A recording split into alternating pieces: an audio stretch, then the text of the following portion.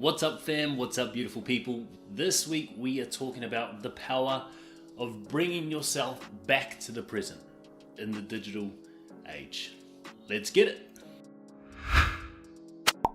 Whether you've intended to or not, you've likely been at one point either ruminating on the past or fantasizing about the future when suddenly out of nowhere your attention has just snapped back to the present, all because of some sort of immediate danger.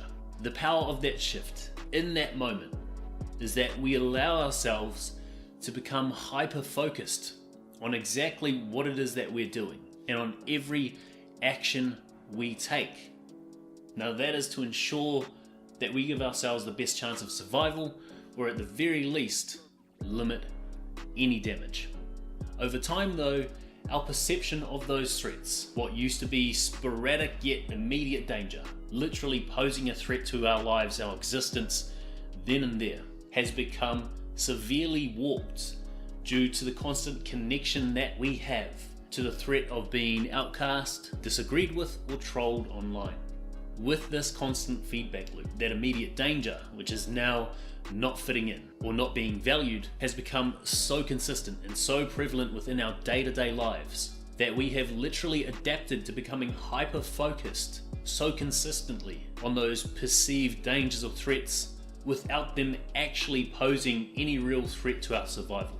And of course, remaining so often in that hyper-focused state on those threats, which of course are negative and toxic emotions, this process to now shift our awareness from the fear of being outcast or the shame of being trolled has literally become a process of shifting from the known to the unknown, from something that is natural to us to something a little more unnatural. Now, although this shift in awareness has become increasingly more difficult, again because we're hyper-focused on those threats, the upside is that the power of mindfulness has become, at the same time, far more accessible and far more understandable for the everyday person. No longer do you need to be seeking enlightenment to practice it. Rather, all you need now is a phone, headphones, and most importantly, a desire or a need to break away from your monkey mind for just a few minutes. Now, why I believe this is so powerful, this level of accessibility, is because once people realize through trial and error, through getting down and dirty and trying a mindfulness practice themselves, once those people realize that they're not destined to live in fear, fantasy, or regret with the past or future, they open themselves up to the possibility of living a more purposeful life.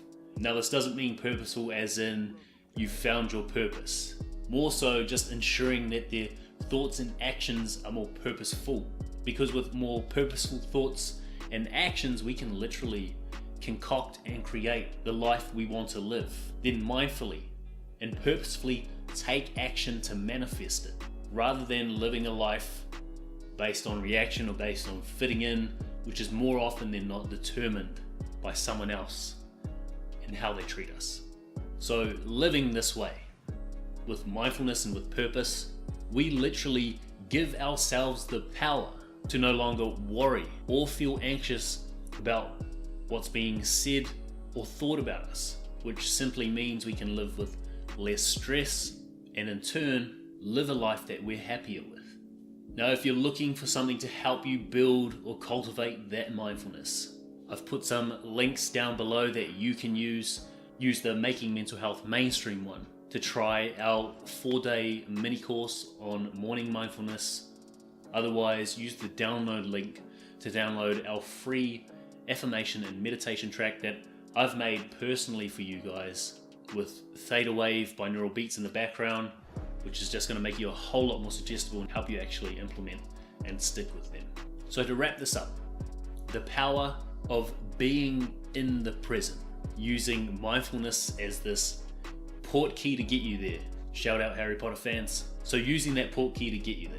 The power of that is that we can only take action in the present. We can't change the past and we can't work in the future. So the power in cultivating mindfulness and bringing yourself back to the present is that you can mindfully take action, purposefully take action, and begin making progress whatever progress means to you. Thank you for taking the time to watch, guys. If you're out there and you need a little more help, you want a routine to help you improve your life, or you need a little bit of counseling, please reach out to me. I'll put my email down below. I've just started offering those services, and I'd be more than happy just to chat over Messenger or give you a call and see what it is that you actually need. Other than that, guys, hope you have a good day. Hope you have a good week. Please take care of yourselves.